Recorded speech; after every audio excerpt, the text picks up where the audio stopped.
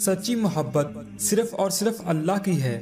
انسان کبھی بھی رشتے میں مخلص نہیں ہو سکتا، وہ کہیں نہ کہیں بے وفائی یا نا انصافی کر ہی بیٹھتا ہے۔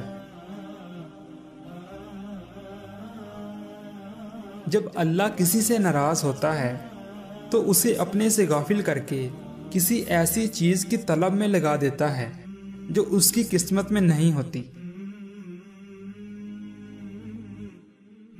کہا جاتا ہے کہ ایک بادشاہ کا ایک وزیر تھا جو ہر معاملے پر ایک ہی جملہ دہراتا تھا کہ اس میں بھلائی ہے۔ ایک دن کسی وجہ سے بادشاہ کی انگلی کٹ گئی، جس پر وزیر نے ہمیشہ کی طرح کہا اس میں بھلائی ہے۔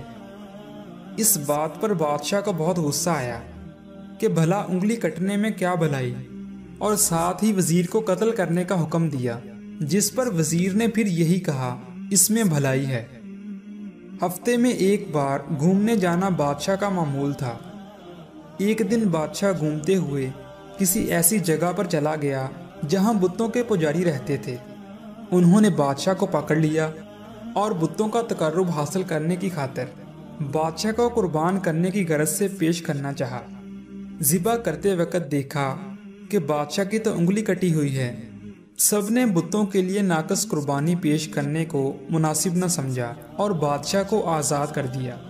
واپس لوٹنے کے بعد بادشاہ فوراً وزیر کے پاس آیا اور اسے آزاد کیا اور سارا قصہ سنا کر وزیر سے پوچھا، ان لوگوں سے نجات پانے میں میری کٹی ہوئی انگلی بھلائی ثابت ہوئی، لیکن تمہیں قید و بند کی سختیاں جھیل کر کون سی بھلائی ملی؟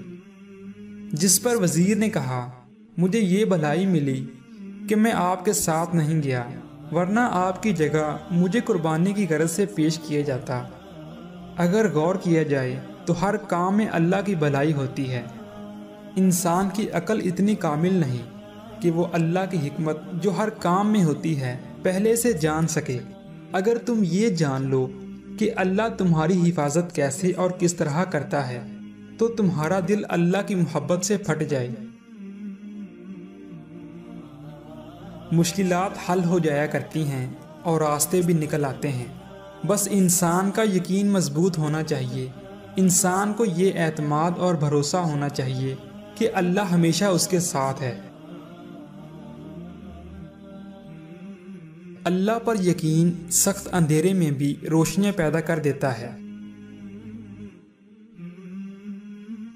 زمانے کا کام ہے مشکل میں ڈالنا اور اللہ کا کام ہے مشکل سے نکالنا۔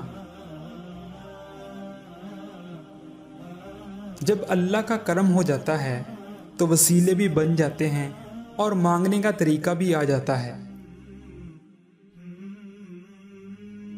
جب معاملہ اللہ کے سپرد کر دو تو پھر اس معاملے اور اللہ کے درمیان سے نکل جایا کرو۔